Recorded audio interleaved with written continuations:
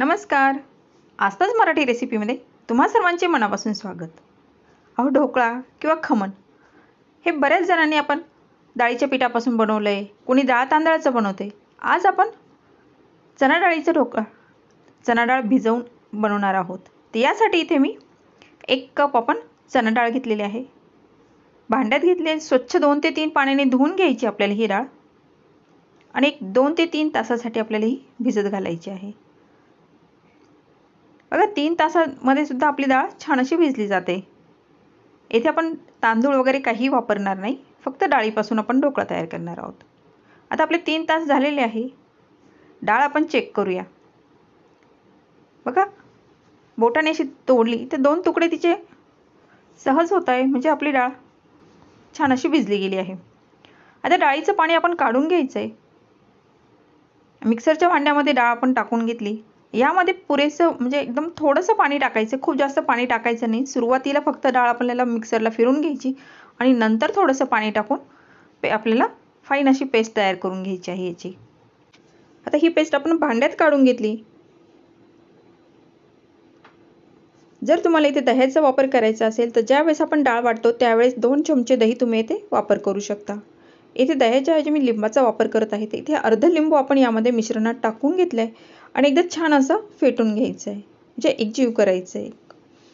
यानंतर आपल्याला यावर झाकण ठेवून 5 तासासाठी हे फर्मेंटेशनसाठी आपल्याला ठेवायचं आहे. म्हणजे आपलं हे पीठ छान असं फुललं जातं. यामुळे ढोकळा हा स्पंजी होण्यास मदत होते. बघा, 5 तास झालेले आहे. 5 तासानंतर तुम्ही इथे पीठ पाहू शकता, आपलं छान असं फुललं गेलं आहे. आता हे एकदा छान आपल्याला फेटून घ्यायचं आहे. याआधी आपण यामध्ये काही जिन्नस वापरणार आहोत. तर चवीनुसार मीठ टाकून घेतलेलं आहे आणि पाव चमच्याला थोडीशी कमी आपण हळद टाकणार आहोत. हळदीचा वापर आपल्याला इथे जास्त करायचा नाही, कारण आपण इथे लिंबाचा वापर केलेला आहे त्यामुळे. आणि अगदी थोडंसं पाणी टाकून आपल्याला हे बॅटर मिक्स करून घ्यायचं आहे. आपल्याला छान असं मिक्स केल्यानंतर तुम्हाला जर घट्टसर वाटलं तर 1-2 चमचे पाण्याचा वापर इथे करायचा आहे आणि पीठ आपल्याला एकाच डायरेक्शननी म्हणजे एकाच दिशेने छान असं फेटून घ्यायचं आहे, की जेणेकरून हे पीठ असं अगदी फ्लफी सारखं म्हणजे एकदम आल्हाददायक असं पीठ आपलं तयार होतं. आता तोपर्यंत आपलं पीठ तयार झालेलं आहे. आता आपण ज्यात वाफवायचं आहे आपल्याला त्या भांड्यामध्ये आपण पाणी टाकून घेतलं आहे. आता आपण ॲल्युमिनियमची कढई घेतली तर ती काळी होते, यामुळे यामध्ये लिंबाच्या फोडी टाकून घेतलेल्या आहे मी. ज्या भांड्यात आपल्याला ढोकळा वाफवायचा आहे तुम्ही इथे ताटाचाही वापर करू शकता, फक्त खोलगट घ्यायचं आहे भांडं आपल्याला. इथे मी ट्रे वापरला आहे, याला थोडंसं तेल लावून ग्रीस करून घेतलेलं आहे आपण.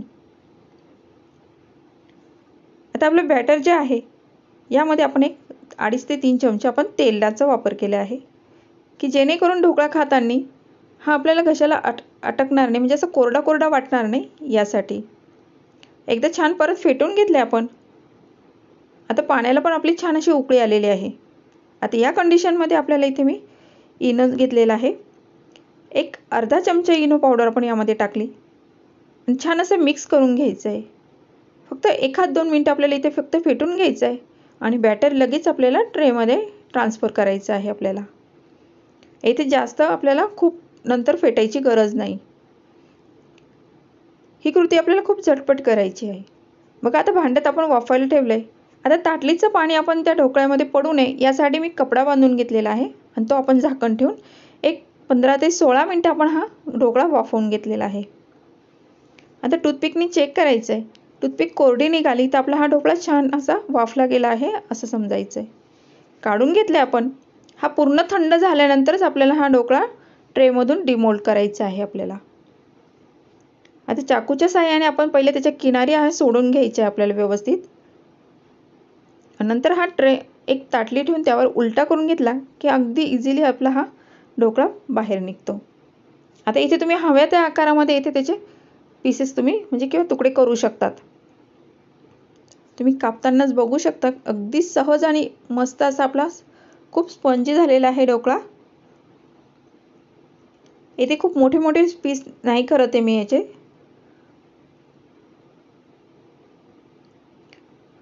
अगदी छान असा आपला ढोकळा तयार आहे. आता यावर आपल्याला तडका देण्यासाठी यामध्ये आपण साखर किंवा काही वापरलेलं नाही. तुम्हाला इथे जर थोडंसं तिखट हवं असलं तर तुम्ही ज्यावेळेस डाळ वाटता त्यावेळेस तुम्ही त्यामध्ये 2 ते 3 हिरव्या मिरच्या, अद्रक टाकू शकता. बघा आता हा ढोकळा मी एका भांड्यात काढून घेतलेला आहे. यावर आपल्याला थोडीशी कोथिंबीर टाकून घ्यायची आणि मिरचीचा तडका द्यायचा आहे. तर यासाठी मिरच्या आपण थोड्याशा मधोमध कट मारून घेतलेल्या आहे, की जेणेकरून तेलात टाकल्यानंतर त्या अशा फुटणार नाही यासाठी आणि छान असं तळल्या जातील. आता ढोकळ्यावर आपण कोथिंबीर टाकून घेतली.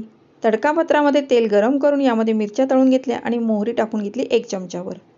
छान अशी मिरची तळली गेली आणि मोहरी देखील आपली छान तडतडली की ढोकळ्यावर टाकायची आणि थोडीशी टॉस करून घ्यायची आहे.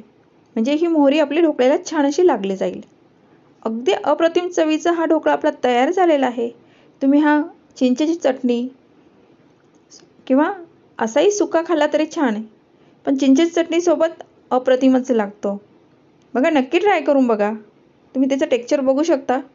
अगदी हाताने दाबल्यानंतर सुद्धा तो एकदम पूर्ववत होतो, म्हणजे ज्याप्रमाणे त्याचा शेप होता तसाच तो तयार होतोय. आवडला असेल तर लाईक, शेअर आणि सबस्क्राईब करायला मात्र विसरायचं नाही हां.